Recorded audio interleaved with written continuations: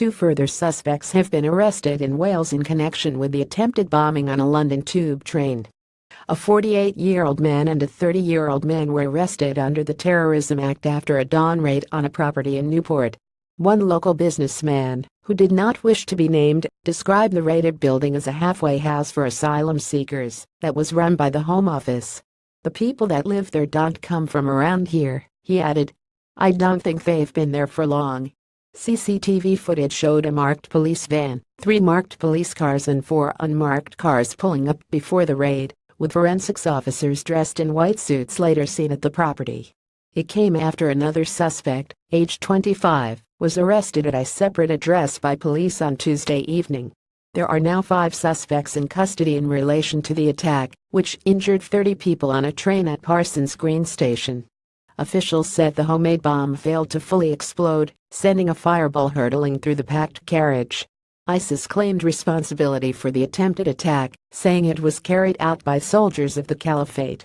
Yahya Farik, 21, the second suspect arrested in relation to the Parsons Green attack. Facebook. The first suspect, an 18-year-old Iraqi refugee, was arrested the following day while attempting to board a ferry to France from Dover. Yahya Farik, a 21-year-old Syrian refugee, was detained outside the chicken shop where he worked in Hounslow on Saturday evening. Relatives living in Egypt claim he is innocent and loves the UK, expressing shock over his arrest.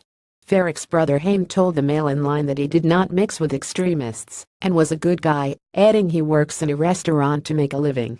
"He would not hurt anyone. My father, God bless his soul, brought us up to live decently and with high morals. Yahya has never mingled with bad guys or militants or ISIS people." The family said they left the Syrian capital of Damascus in 2012 and moved to Egypt, where Farik's father died recently. Farik had traveled to the Netherlands to visit them during the Muslim holy period of Eid, shortly after the death, relatives said.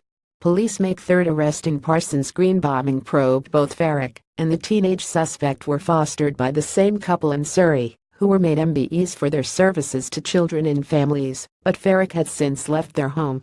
The third arrest came in Newport shortly after 7 p.m. on Tuesday, when a 25-year-old man was jumped by counter-terror officers.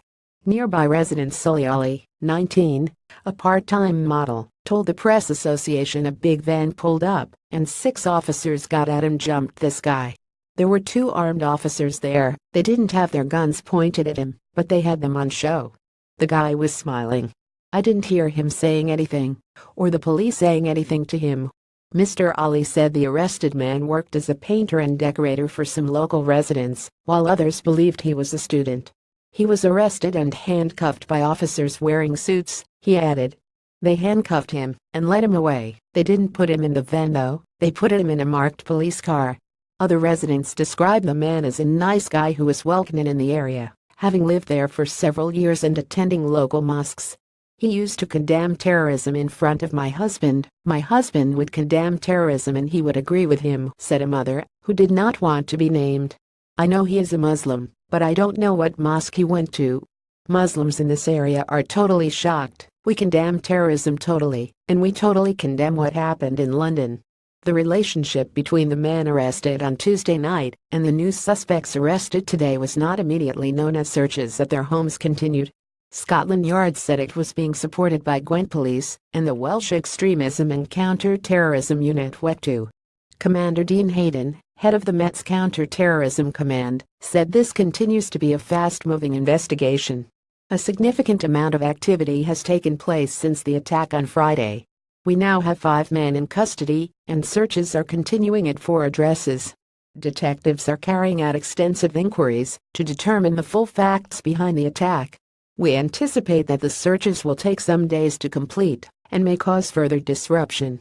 However, it is important that we continue with these searches, and I'd like to thank all those affected for their support, patience, and cooperation. Reuse content.